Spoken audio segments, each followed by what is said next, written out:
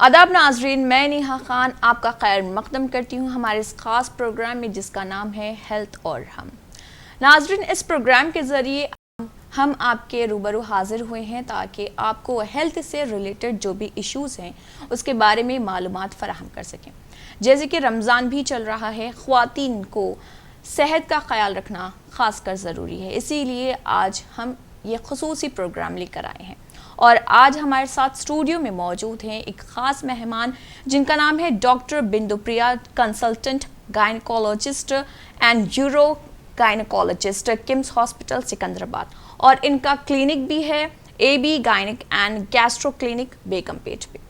तो डॉक्टर बिंदु प्रिया जी, आपका हमारे स्टूडियो में खैर मकदम है। नमस्कार and I am very happy to share my experience. आज जी मैं थोड़ा एक्सपीरियंसेस आपके साथ शेयर करना चाह रही हूँ। जी डॉक्टर जी, मैं आपसे कुछ चंद सवालात भी पूछूंगी आज कि हमारे नाजरीन को किस तरह के हेल्थ इश्यूज़ होते हैं और इसके ताल्लुक़ से आप कुछ मालूमात फ़राहम करें। तो सबसे पहले मैं आपके जो ये फील्ड है गायनकोलॉजिस्ट का, इससे आप कुछ एक्सपीरियंस शेयर करें कि आपके अब तक किस तरह के मरीज़ों से आपका सामना हुआ है, मतलब किस तरह के पेशेंट्स आपको मिले हैं।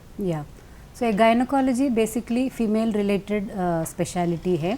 तो इसमें फीमेल रिप्रोडक्टिव सिस्टम या कि uterus and then tubes and then ovaries and then reproductive system के बारे में हम डील करते हैं। ये स्पेशलिटी को गायनकोलॉजी कही जाती है। इसमें ऑब्स्टेट्रिक्स दूसरा स्पेशलिटी रहता है, वो प्रेगनेंसी रिलेटेड इश्यूज़ को देखते हैं। Gynaecology is non pregnancy related issues को हम गायनकोलॉजी कहे जाते हैं। जी, गायनकोलॉजी में क्या प्रॉब्लम्स होते हैं, इस ताल्लुक़ से कुछ हमारे नाज़रीन को बताएं, किस तरह के प्रॉब्लम्स फेस किए जाते हैं। सो गायनकोलॉजी में हम अलग अलग तरीके के प्रॉब्लम्स हम रेगुलरली देखते हैं। तो इसमें एक तरीके के प्रॉब्लम्स रहता है वो period related issues, menstrual complaints हो सकता है, जैसे कि पीरियड्स में हैवी ब्लीडिंग वगैरह होना, इसको मेनोरेजिया कही जाती है। एंड देन पीरियड्स में ज़्यादा पेन होना, इसको डिस्मेनोरिया कही जाती है। थोड़े लोगों को पीरियड्स थोड़ा जल्दी जल्दी आ जाते हैं, इसको पॉलीमेनोरिया बोलते हैं। एंड देन समटाइम्स पीरियड्स थोड़ा लेट भी हो सकता है, इसको ओलिगोमेनोरिया बोलते हैं। तो this are all period related problems है। And then fertility related issues, जैसे प्रेगनेंसी कंसीव करने में दिक्कत है तो उसको फर्टिलिटी और सब फर्टिलिटी बोलते हैं। तो ये भी हम रेगुलरली देखते हैं। जी, मैं आपसे एक और सवाल पूछना चाहूँगी, जो ये प्रॉब्लम्स हैं तो इसके रीज़न्स क्या हैं? इसका मतलब बहुत सारे रीज़न्स हो सकते हैं। तो इसमें पहला रीज़न में जो मैं बिलीव करती हूँ वो हमारा लाइफस्टाइल से ज़्यादा तक हमारा हेल्थ डेफिनेटली रिलेटेड है। तो अगर हमको हेल्दी लाइफस्टाइल चॉइसेस है तो देन डेफिनेटली हमारा हेल्थ भी अच्छा होने का चांसेस ज़्यादा है। बट फिर भी थोड़े लोगों को मे बी स्ट्रेस के कारण आजकल हमारा ईटिंग चॉइसेस भी इतना हेल्दी नहीं है। समटाइम्स जेनेटिक फैक्टर्स हो सकती है, फैमिली रिलेटेड हिस्ट्री हो सकती है, हेरिडिटरी रीजंस हो सकती है, इसके कारण, और एनवायरमेंटल फैक्टर्स भी थोड़े ऐड हो जाती है। तो इसके कारण हम ज़्यादा ऐसा गायनोकोलॉजिकल प्रॉब्लम्स को आजकल हम देख रहे हैं।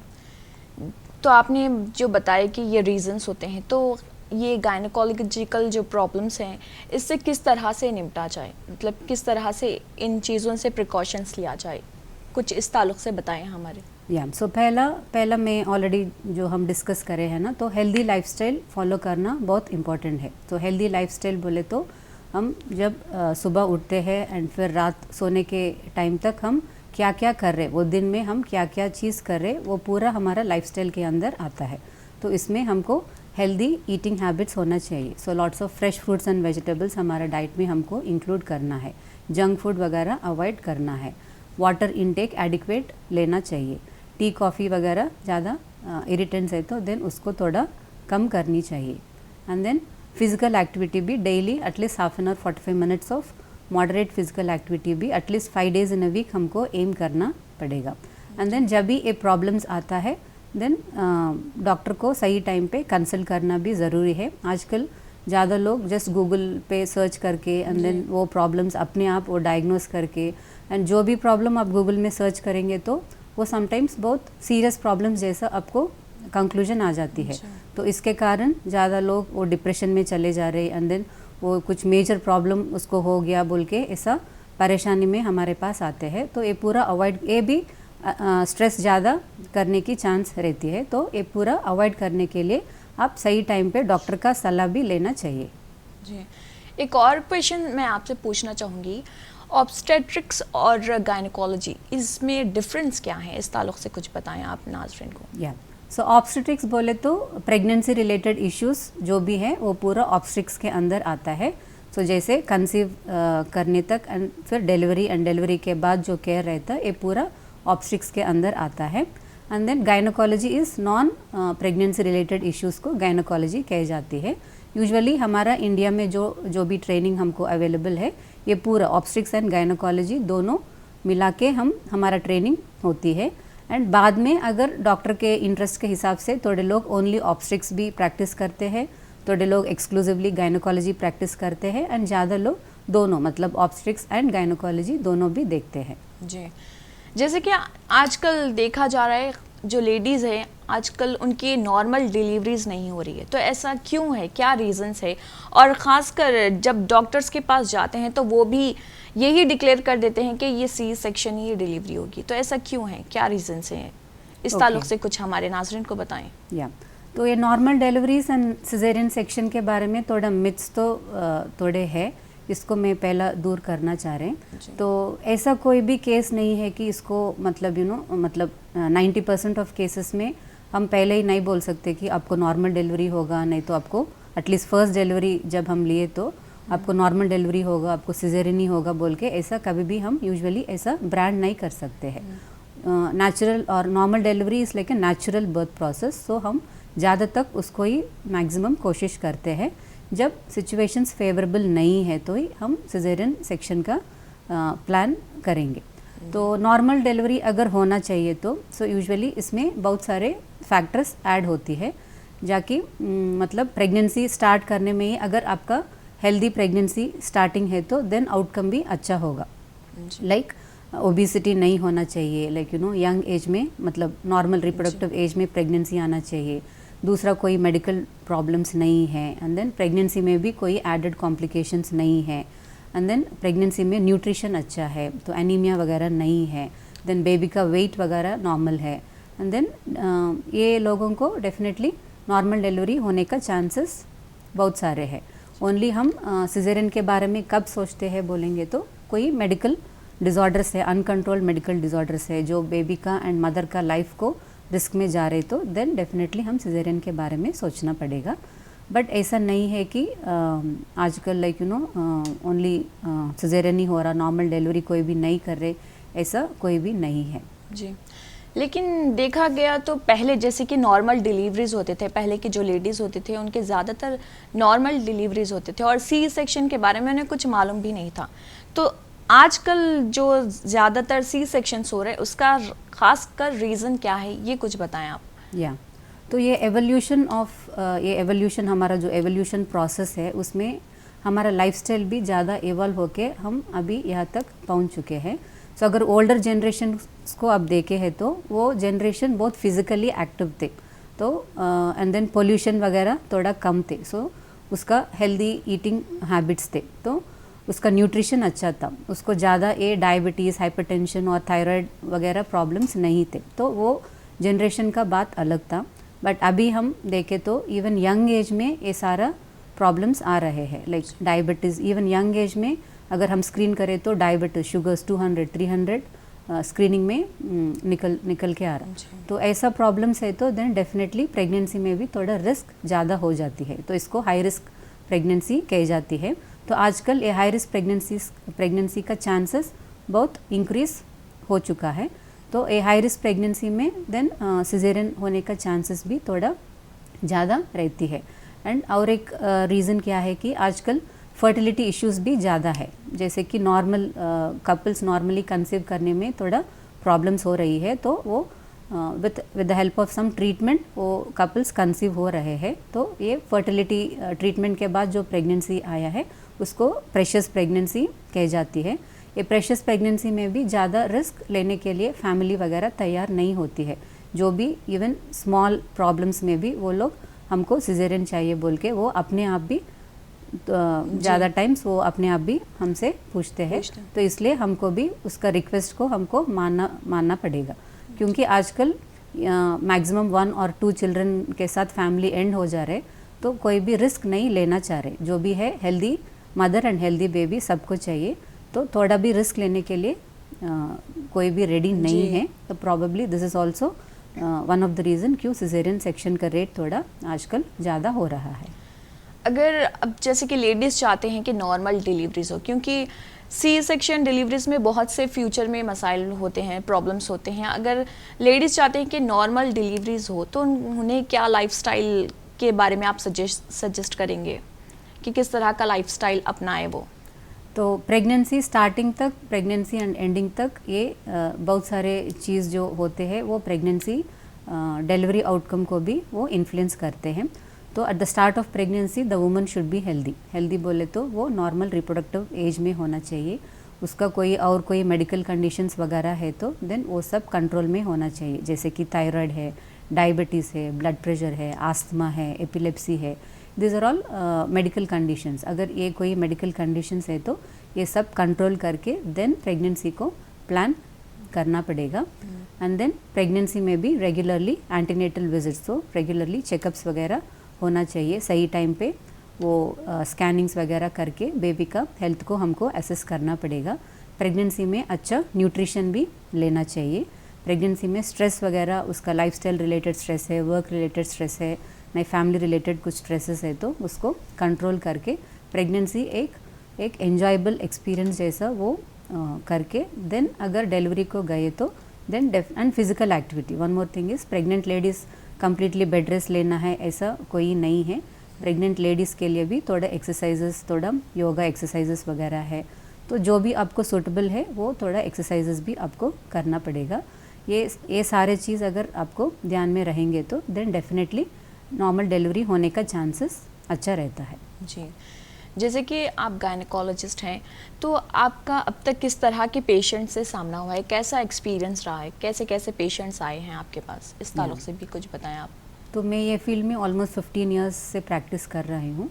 सो इसमें बहुत सारे डिज़ॉर्डर्स को हम देख चुके हैं, जैसे कि gynaecology related problems like fibroid uterus, polycystic ovarian disease, endometriosis, infertility, and then obstetrics में भी even normal pregnancy and then high risk pregnancy. So बहुत सारे चीज़ हम ऑलरेडी ये फील्ड में हम ऑलरेडी देख चुके हैं, हमारा एक्सपीरियंस भी है।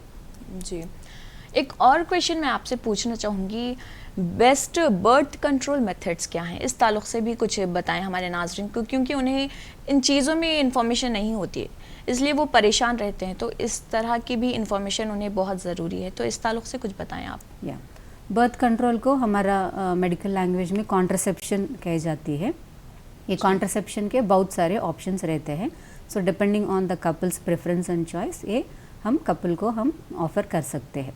तो इसमें थोड़ा मेडिकल मेथड्स रहता है, थोड़ा सर्जिकल मेथड्स रहता है, तो अगर एंड थोड़ा बैरियर मेथड्स कही जाती है, एंड थोड़े नॉन मेडिकल मेथड्स भी रहते हैं। तो नॉन मेडिकल मेथड्स के बारे में पहला हम डिस्कस करेंगे। तो इसमें सेफ पीरियड वगैरह देख के देन प्रेगनेंसी को हम अवॉइड कर सकते हैं। So usually fertile period is like, अगर पीरियड्स रेगुलरली आ रहे हैं तो पीरियड का 10th day to 20th day के बीच में वो फर्टाइल पीरियड रहता है। तो इसमें अगर वो मतलब क्वाइटस वगैरह अवॉइड कर सके तो देन प्रॉबेबली वो प्रेगनेंसी होने का चांसेस कम रहता है। सो इसको सेफ मेथड फॉलो करना कह जाती है जी। एंड दूसरा रहता है बैरियर मेथड ऑफ कॉन्ट्रासेप्शन। सो इसमें हस्बैंड कॉन्डम्स वगैरह यूज़ करना, ये बैरियर मेथड के अंदर आता है। एंड देन मेडिकल मेथड्स में हमको थोड़ा ये कॉन्ट्रासेप्टिव पिल्स जो अवेलेबल है, सो वो ऑप्शन हम आपको दे सकते हैं। वो कॉन्ट्रासेप्टिव पिल्स में भी अलग अलग तरीके के पिल्स है। So depending on your medical condition and आपके एज के हिसाब से हमको ये डिसीजन, हमको अगर आप लैक्टेटिंग मदर है तो दूसरा टाइप ऑफ पिल्स वगैरह देना है, ये हम आपको ऑफ़र कर सकते हैं। एंड और एक इमरजेंसी कॉन्ट्रासेप्शन के बारे में भी मैं बोलना चाहती हूँ। ये इमरजेंसी कॉन्ट्रासेप्शन जैसे कि नाम में है, वो ओनली इमरजेंसी सिचुएशन में ही यूज़ करना पड़ेगा। तो बट थोड़े लोग क्या करते हैं कि एवरी टाइम वो अनप्रोटेक्टेड इंटरकोर्स हो गया तो वो इमरजेंसी कॉन्ट्रासेप्शन जाके ये आई पिल वगैरह अपने आप वो फार्मेसी में जाके वो मेडिसिन अपने आप विदाउट प्रिस्क्रिप्शन ले रहे हैं, ये प्रैक्टिस बिल्कुल एडवाइजेबल नहीं है, क्योंकि ये इमरजेंसी कॉन्ट्रासेप्टिव पिल में जो मेडिसिन आता है वो हाई डोज ऑफ प्रोजेस्टेरोन रहता है। सो इसके कारण वो मेंस्ट्रुअल साइकिल के ऊपर उसका असर बहुत ज़्यादा हो सकता है एंड बहुत लंबे दिन तक भी वो असर रह सकता है।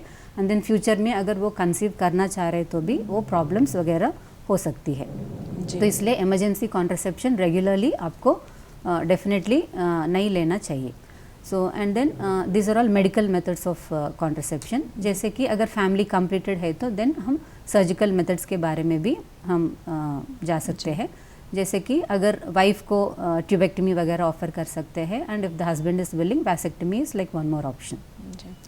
एक और क्वेश्चन मैं आपसे पूछना चाहूँगी, जैसे कि अक्सर देखा गया है लेडीज़ को, कुछ लेडीज़ को इरेगुलर पीरियड्स होते हैं और किसी को हैवी और किसी को टू फ्रिक्वेंट, तो ऐसा क्या रीज़न होता है? इस ताल्लुक़ से भी कुछ आप बताएं हमारे नाज़रीन को। या तो हैवी मेंस्ट्रुअल ब्लीडिंग को हमारे मेडिकल टर्म्स में मेनोरेजिया कही जाती है। तो मेनोरेजिया के बहुत सारे रीजंस हो सकती है। सो सिंपल रीजंस जैसे कि स्ट्रेस रिलेटेड भी समटाइम्स मेनोरेजिया को इंड्यूस कर सकते हैं। एंड देन अगर अदर मेडिकल कंडीशंस जैसे कि फाइब्रॉइड यूट्रस है, देन एंडोमेट्रियोसिस। फाइब्रॉइड यूट्रस बोलेंगे तो वो फाइब्रॉइड्स वो मसल यूट्राइन मसल में छोटा छोटा ट्यूमर्स जैसा है, उसके कारण भी ऐसा हैवी मेंस्ट्रुअल ब्लीडिंग हो सकती है। एंड देन समटाइम्स बच्चेदानी में सूजन आ सकती है, उसको एडिनोमायोसिस कही जाती है, इसमें भी पीरियड्स थोड़ा हैवी होने की चांस है। एंड देन और एक कंडीशन है एंडोमेट्रियोसिस। एंडोमेट्रियोसिस बोलेंगे तो वो यूट्रस का जो अंदर लाइनिंग रहता है वो लाइनिंग को हम एंडोमेट्रियम कही जाती है। समटाइम्स ये ऐसा ही लाइनिंग यूट्रस के बाहर भी ग्रो होती है, तो इसको ये कंडीशन को जैसे कि ओवरिस में ग्रो हो सकती है। एंड देन यूट्रस के पीछे के जगह पे भी ग्रो हो सकती है, पेल्विस कह जाती है वो स्पेस को, तो इसको एंडोमेट्रियोसिस प्रॉब्लम कह जाती है। इसमें भी पीरियड्स वगैरह हेवी होने का चांस है। समटाइम्स दूसरा मेडिकल कंडीशन जैसे कि ब्लड थिनर्स वगैरह आप ले रहे, उसका डोज मतलब एडजस्टमेंट प्रॉपरली नहीं हुआ तो भी ऐसा हैवी मेंस्ट्रुअल ब्लीडिंग हो सकती है। जी, मैं एक और सवाल आपसे पूछना चाहूँगी कि आपको जो मतलब इतनी इन्फॉर्मेशन है, आप कब से प्रैक्टिसिंग में है, ये भी कुछ बताएं आप। या सो मेरा ऑलमोस्ट 15 इयर्स ऑफ एक्सपीरियंस है जी। तो MBBS एंड उसके बाद वो गायनोकोलॉजी का 3 इयर्स ट्रेनिंग है एंड उसके बाद मेरा यूरो गायनोकोलॉजी का भी फेलोशिप हुआ है, तो उसके बाद मैं ऑलमोस्ट 15 इयर्स से प्रैक्टिस में हूँ। एक और सवाल पूछूंगी मैं, अक्सर ख्वातीन को मतलब जो जैसे कि बहुत सारे प्रॉब्लम्स होते हैं, प्रेग्नेंट लेडीज़ जो होते हैं जिन्हें खाना खाने के बाद सीने में जलन जैसे होती है, तो ऐसा क्यों होता है? अक्सर परेशान होती हैं कि क्यों सीने में जलन हो रहा है, जो ख़ासकर प्रेग्नेंट लेडीज़ होती हैं उन्हें, तो क्या रीज़न्स हैं इसके? ये नॉर्मल है या फिर कुछ इसमें डिफ़िकल्टीज़ हैं? या तो प्रेगनेंसी में ये प्रॉब्लम जो भी प्रॉब्लम जो बोल रहे हैं उसको रिफ्लक्स कही जाती है। रिफ्लक्स प्रॉब्लम और गैस्ट्राइटिस ये कॉमनली हम देखते हैं। तो इसका वजह क्या होता है कि प्रेगनेंसी में प्रोजेस्टेरोन बोल के एक हार्मोन का लेवल बॉडी में बढ़ जाती है, उसके कारण प्रोजेस्टेरोन यूजुअली वो मसल रिलैक्सेंट प्रॉपर्टीज़ रहता है। प्रोजेस्टेरोन हार्मोन का वो इफेक्ट से वो जो स्टोमक एंड जो फूड पाइप रहता है उसके बीच में एक क्लोजिंग पाइप जैसा रहता है, वो थोड़ा रिलैक्स होके स्टोमक में जो भी एसिड्स है वो ऊपर सीने में आके ऐसा जलन जैसा हो जाती है, तो इसको रिफ्लक्स कही जाती है। एंड इवन प्रेगनेंसी में गैस्ट्राइटिस का प्रॉब्लम भी थोड़ा ज़्यादा हो सकती है एंड ज़्यादा तक ये नॉर्मल है। तो इसको कंट्रोल करने के लिए अगेन थोड़ा स्पाइसेस एंड देन मसाला वगैरह थोड़ा कम खाना पड़ेगा एंड देन टाइम पे खाना खाना है and then lots of fresh fruits and vegetables भी डाइट में इंक्लूड करना पड़ेगा। जी, अच्छा, प्रेगनेंसी, लेबर, बर्थ और पोस्टमार्टम केयर में आपकी जनरल फिलॉसफी क्या है, इस बारे में भी कुछ बताएं आप। या तो pregnancy it is like a very enjoyable and you no it's a very memorable experience. तो अगर ये प्रेगनेंसी में ऐसा मेमोरेबल एक्सपीरियंस हमको करना है तो हमको बहुत सारे चीज़ हमको ध्यान में रखना पड़ेगा। जैसे कि प्रेगनेंसी स्टार्टिंग में तो वुमन का हेल्थ ऑप्टिमाइज़ करके देन वो कंसीव करने में उसको आउटकम वगैरह अच्छा होगा। तो and throughout the pregnancy में भी healthy lifestyle and you know healthy dietary habits follow करना है and then regular antenatal visits मतलब चेकअप्स को जाना है, एंड देन डॉक्टर के सलाह के ऊपर मेडिसिन थोड़ा सप्लीमेंट्स वगैरह आयरन कैल्शियम वगैरह सप्लीमेंट्स लेना पड़ेगा। एंड देन एनीमिया बोले तो हमारा इंडिया में anaemia is like one of the commonest condition that we see. इसमें हीमोग्लोबिन का लेवल कम हो जाती है, तो ये यूजुअली न्यूट्रिशन कम होने के कारण ये एनीमिया हमारा इंडिया में ज़्यादा तक हम देखते हैं। तो इसलिए प्रॉपर न्यूट्रिशन के बारे में भी प्रेग्नेंट लेडीज़ को हमको एजुकेट करना पड़ेगा। एंड देन कुछ मेडिकल प्रॉब्लम्स कुछ है तो उसको प्रॉपरली कंट्रोल करना पड़ेगा।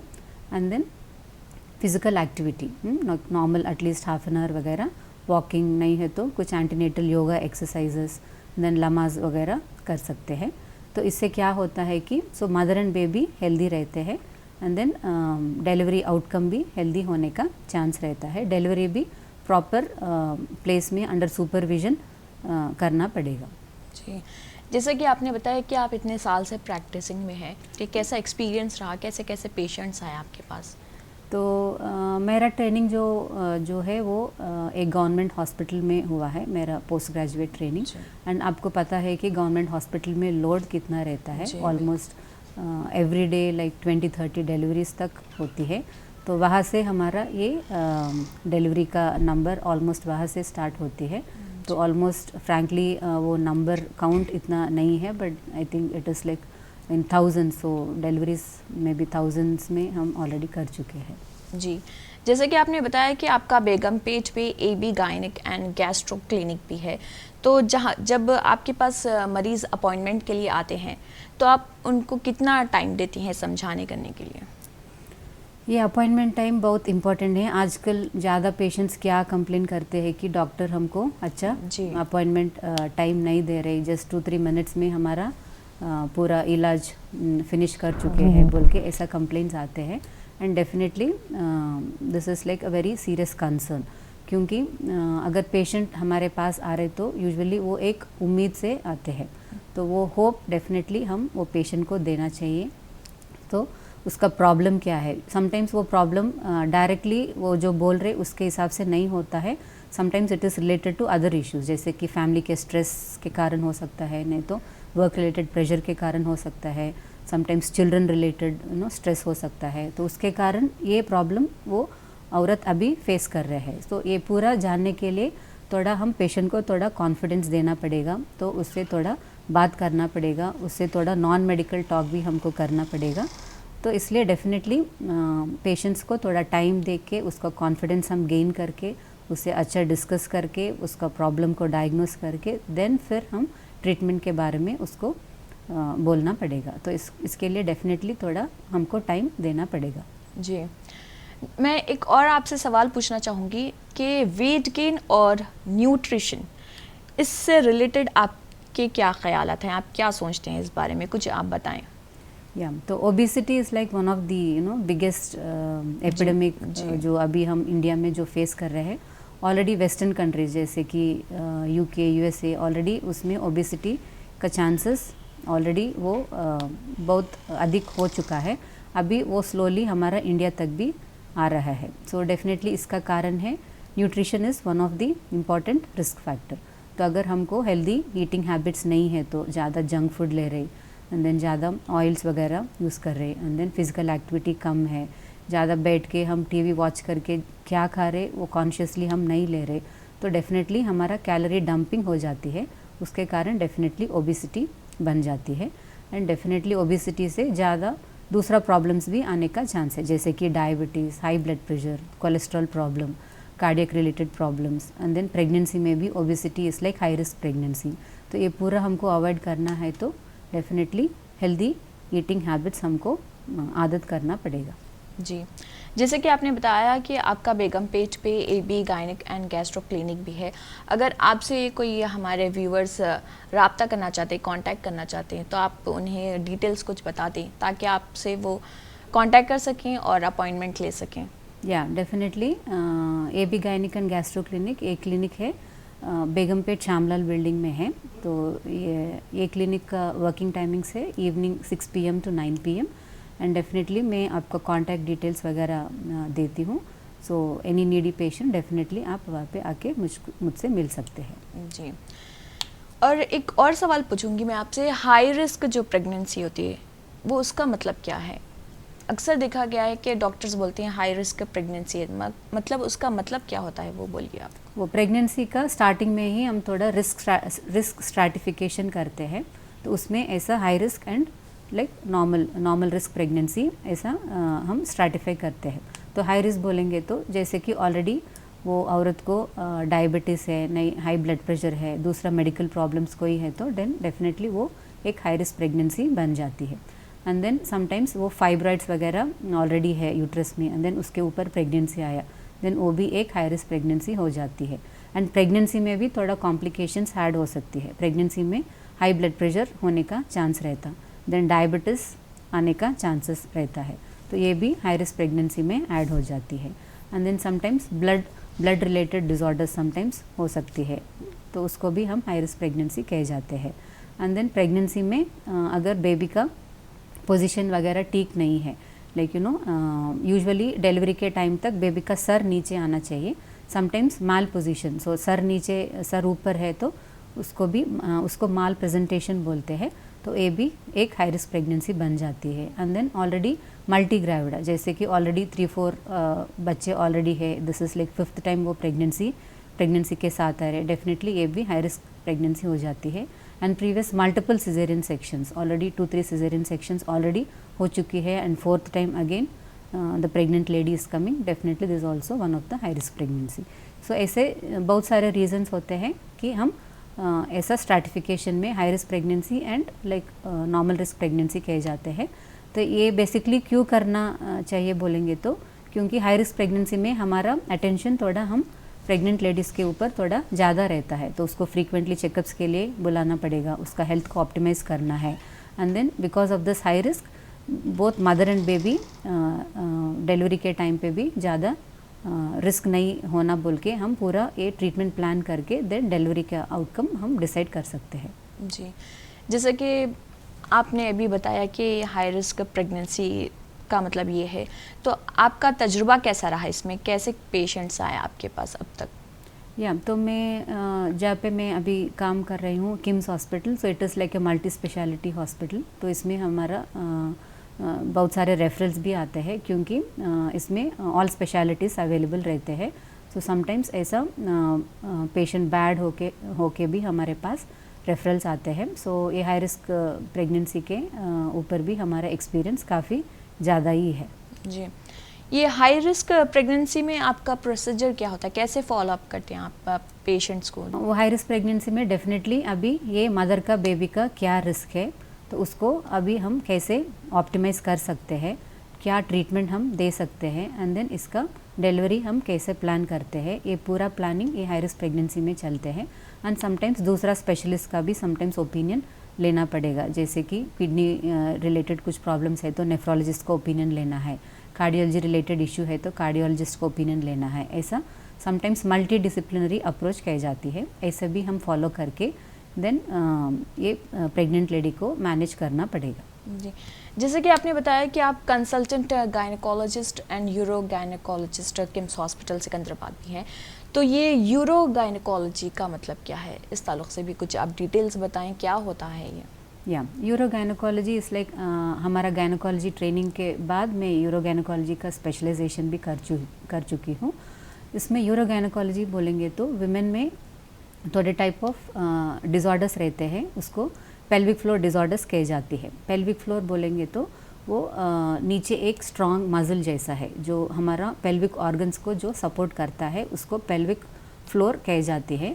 ये पेल्विक फ्लोर मसल वीकनेस के कारण विमेन में थोड़े टाइप ऑफ डिसऑर्डर्स हम देखते हैं, जैसे कि यूरिनरी इनकॉन्टिनेंस एक कॉमन टाइप ऑफ प्रॉब्लम है। इसमें यूरिन कंट्रोल करने में थोड़े लोगों को दिक्कत हो सकती है, तो जैसे कि यूरिन का सोच आते ही उसको इमीडिएटली वॉशरूम को जाना है, अगर वो वॉशरूम को नहीं गए तो देन यूरिन लीक होने का चांसेस रहता है। समटाइम्स खांसने से चीखने से यूरिन निकल जाती है, इसको स्ट्रेस इनकॉन्टिनेंस बोलते हैं। तो this is all because of that वो पेल्विक फ्लोर मसल वीकनेस के कारण हो सकती है।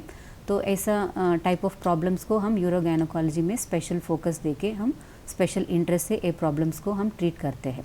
दूसरा टाइप ऑफ प्रॉब्लम है पेल्विक ऑर्गन प्रोलैप्स, जैसे कि बच्चेदानी and then bladder and then rectum वगैरह पेल्विक फ्लोर के सपोर्ट के कारण अपने आप पोजीशन में स्ट्रॉन्ग सपोर्ट के कारण वो पोजीशन में होल्ड हो सकते हैं।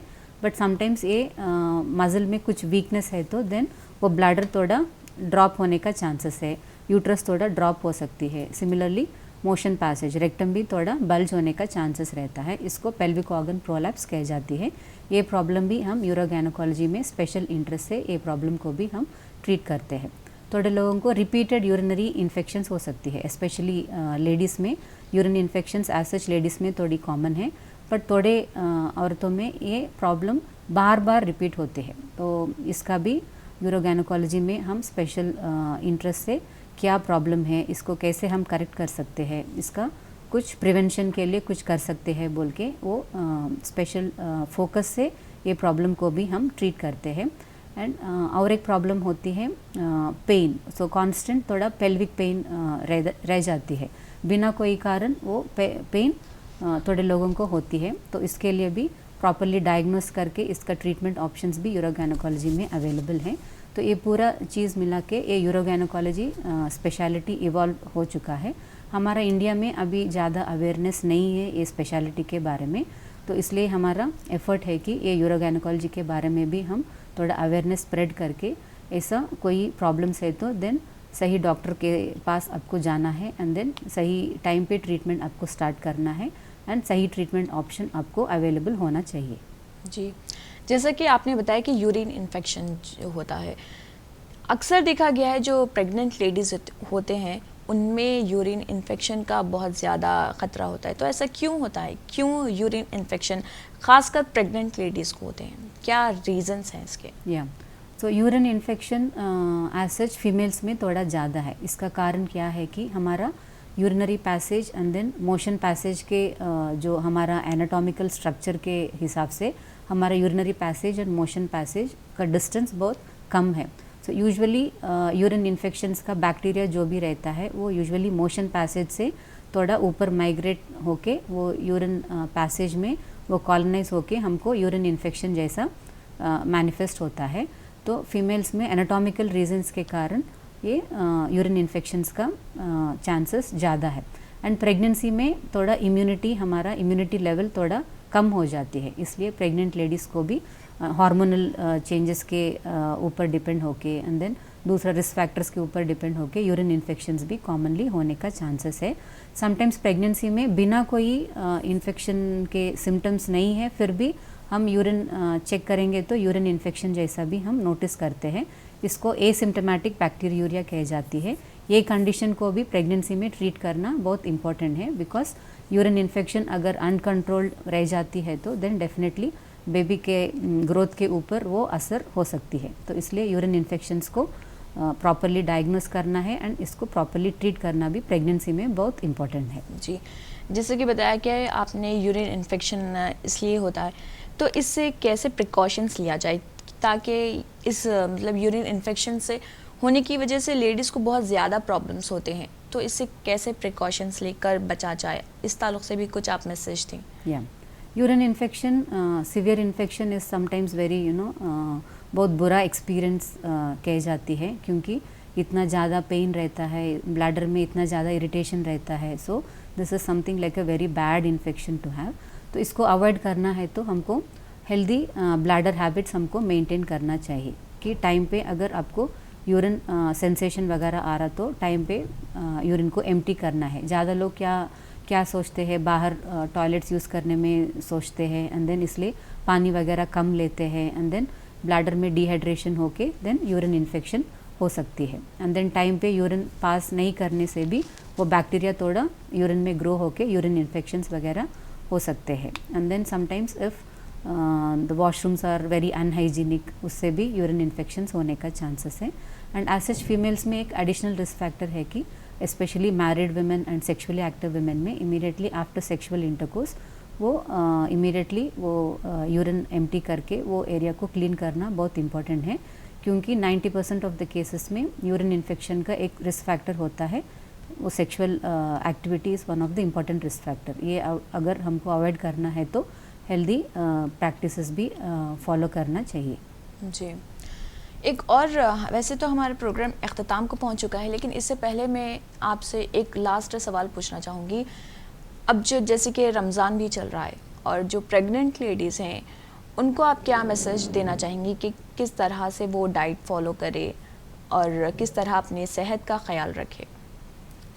तो डेफिनेटली प्रेग्नेंट लेडीज़ को अपने हेल्थ एंड बेबी का हेल्थ डेफिनेटली उसको ध्यान में रखना चाहिए। सो अगर normal no other risk factors है तो देन डेफिनेटली रमज़ान का फास्टिंग वगैरह आप फॉलो कर सकते हैं। बट जो भी वो नॉन फास्टिंग स्टेट में आपको पानी वगैरह एडिक्वेटली लेना है, and then lots of fruits and vegetables अच्छा लेना है, एंड देन थोड़ा स्लीप वगैरह भी आपको प्रॉपरली फॉलो करना है, and then some amount of physical activity भी डेफिनेटली ज़रूरी है। सो क्योंकि प्रेगनेंसी में मदर का जो भी डाइटरी स्टेटस रहता है डेफिनेटली वो बेबी के ऊपर भी रहता है। तो अगर मदर हेल्दी है तो देन बेबी का आउटकम भी हेल्दी होने का चांसेस डेफिनेटली ज़्यादा है। तो इसलिए मदर एंड बेबी दोनों का हेल्थ ध्यान में रख के ये पूरा हमको करना चाहिए।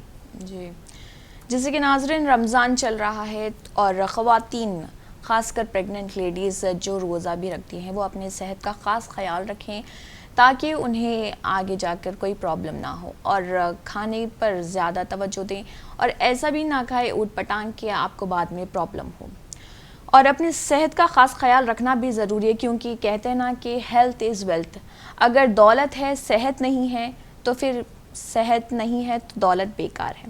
इसलिए सेहत ज़रूरी है, सेहत को बरकरार रखें। और अगर आप हमारे डॉक्टर साहिबा से राब्ता करना चाहते हैं, कांटेक्ट करना चाहते हैं, तो आप AB gynaec and gastro clinic Begumpet पर जाकर उनके क्लिनिक से कांटेक्ट कर सकते हैं, उनसे अपॉइंटमेंट ले सकते हैं। तो नाज़रीन मैं आपको एक बार कांटेक्ट नंबर बता दूं 8754562494। तो आप इस पर कांटेक्ट करके मैडम से राब्ता कर सकते हैं, उनसे अपॉइंटमेंट ले सकते हैं, उनसे मिल सकते हैं और जो भी आपके मसाइल हैं हेल्थ से रिलेटेड, जैसे कि गायनो के रिलेटेड जो भी मसाइल हैं, लेडीज़ के प्रॉब्लम्स हैं, वो आप इनसे जान सकते हैं, उनसे हल तलाश कर सकते हैं। तो नाज़रीन बहुत बहुत शुक्रिया आपका, और डॉक्टर साहिबा आपका भी बहुत बहुत शुक्रिया, आपने कीमती वक्त निकाल कर हमारे स्टूडियो में आए। तो चलिए नाज़रीन आपके इस मेज़बान नेहा खान को दीजिए इजाज़त। अल्लाह हाफ़िज़।